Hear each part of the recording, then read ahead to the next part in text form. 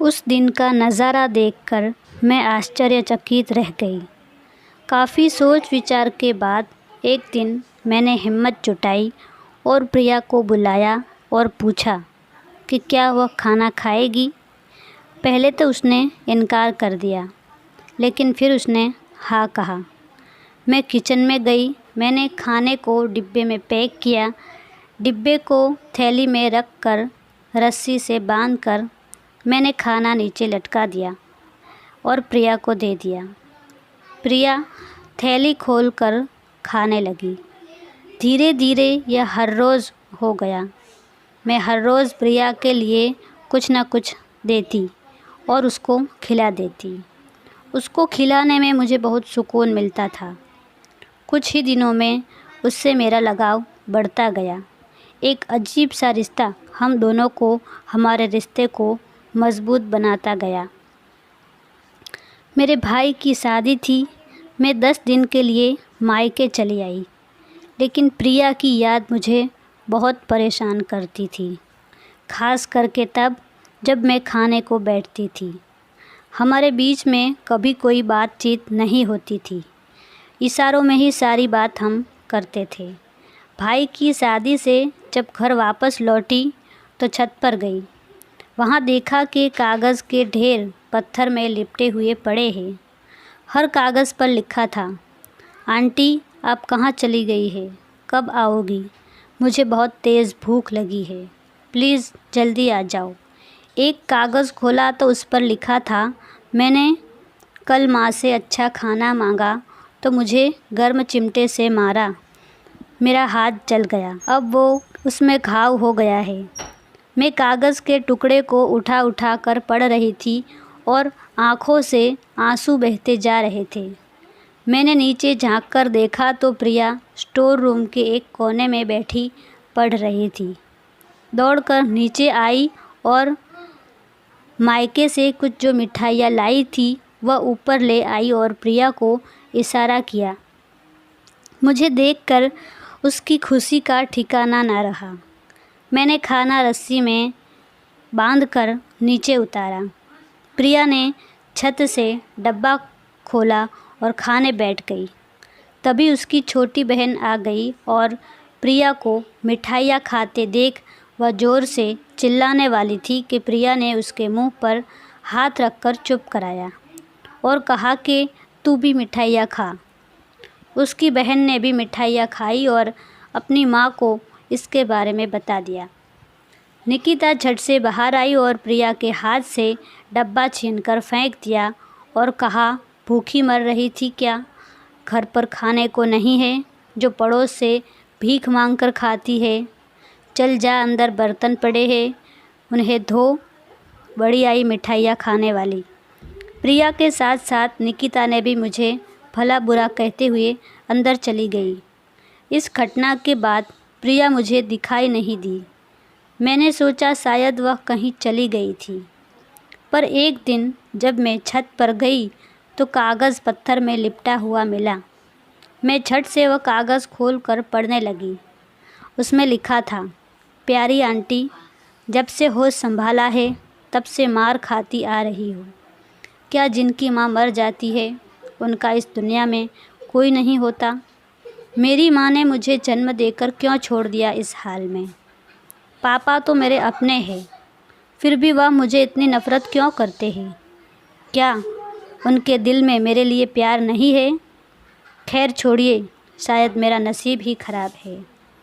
पापा का ट्रांसफ़र हो गया है, अब हम लोग यहाँ से कुछ ही दिनों में चले जाएंगे। आपकी बहुत याद आएगी।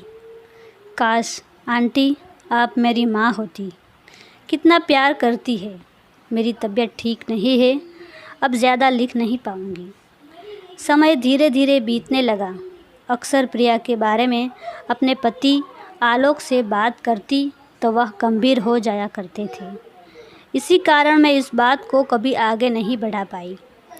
प्रिया को लेकर मैं काफ़ी तनाव में रहती थी, लेकिन समय के साथ साथ उसकी याद धुंधली होने लगी। प्रिया का एक एक पत्र आया। मैं एक डर के वजह से कभी उसको पत्र लिख नहीं पाई और ना ही उसको सहानुभूति दिखा सकी। कटोरी गिरने की आवाज़ से मैं अतीत की यादों से बाहर निकल कर आ गई। देखा कि प्रिया सामने बैठी है। उसके हाथ कांप रहे थे।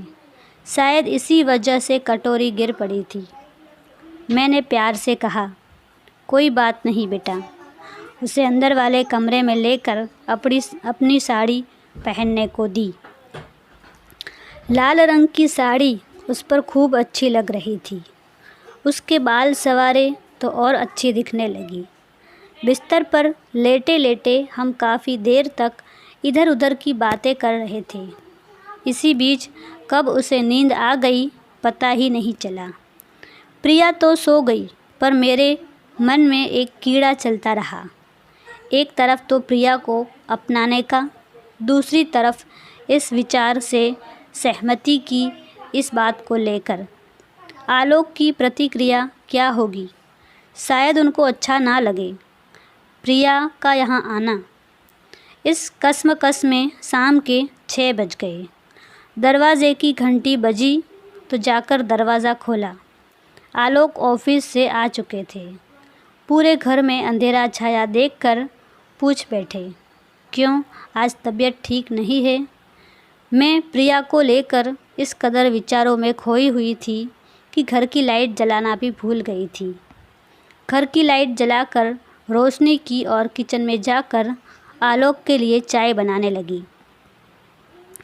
विचारों की क्रमशः मेरे मन में जारी थी। बार बार यही सोच रही थी कि प्रिया के आने की बात आलोक को कैसे बताई जाए। क्या आलोक प्रिया को स्वीकार कर पाएंगे? सोच सोच कर मेरे हाथ पैर ढीले पड़ते जा रहे थे। आलोक मेरी इस मनोदशा को शायद जानते थे, तभी बार बार पूछ रहे थे, आज तुम इतनी परेशान क्यों दिख रही हो? इतनी परेशान तो तुम्हें पहले कभी नहीं देखा। क्या बात है, मुझे नहीं बताओगी? मैं शायद इसी पल का इंतज़ार कर रही थी। मैंने अच्छा मौका देखकर सीधे शब्दों में कहा, प्रिया आई है। मेरा इतना कहते ही आलोक गंभीर हो गए। घर में एक मौन हो गया। रात का खाना तीनों ने एक साथ खाया। प्रिया को अलग कमरे में सुलाकर मैं अपने कमरे में गई। आलोक दूसरी तरफ करवट लिए हुए थे। मैं भी एक करवट लेकर सो गई।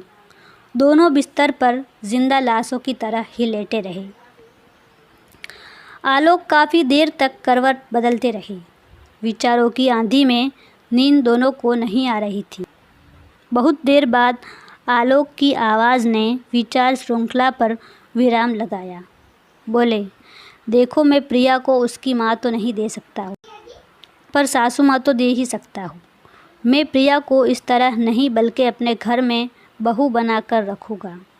तब दुनिया और समाज कुछ भी नहीं कह पाएगी। नहीं तो पराई लड़की को इस घर में पनाह देंगे तो हमारे सामने अनेक सवाल उठेगी।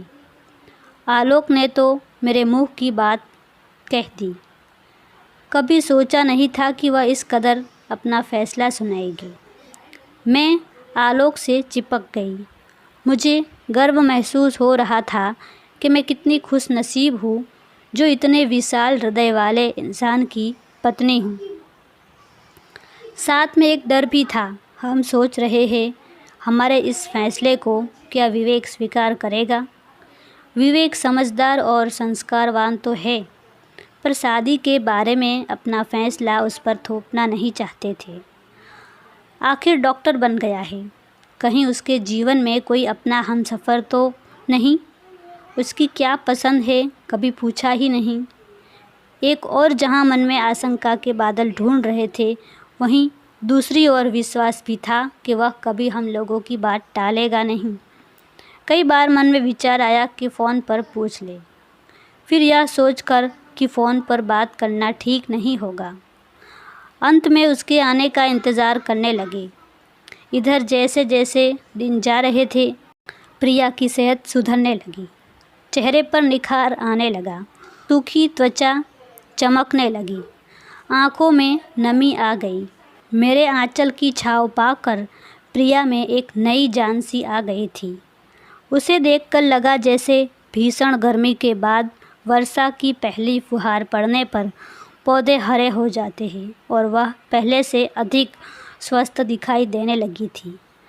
उस बीच कंप्यूटर और कुकिंग कोर्स भी ज्वाइन कर दिए थे और वह दिन भी आ गया जब विवेक दिल्ली से वापस आ गया। बेटे की आने की जितनी खुशी थी उतनी ही खुशी उसका फ़ैसला सुनने की थी। 1-2 दिन बीतने के बाद मैंने अनुभव किया कि वह भी प्रिया से प्रभावित है, तो अपनी बात उसके सामने रख दी। विवेक तैयार हो गया। मेरी तो मनमांगी मुराद पूरी हो गई। मैं तेज़ी से दोनों के विवाह की तैयारी में लग गई और साथ ही प्रिया के पिता को भी इस बात की सूचना भेज दी। प्रिया और विवेक की शादी बड़े धूमधाम से हुई। शादी में ना तो निकिता आई और ना ही प्रिया के पापा आए। प्रिया को बहुत इंतज़ार रहा कि पापा ज़रूर आएगी, लेकिन उन्होंने ना आकर रही सही उम्मीद भी तोड़ दी। अपने नए जीवन में प्रवेश कर प्रिया बहुत खुश थी। एक नया जो जीवन मिल गया था।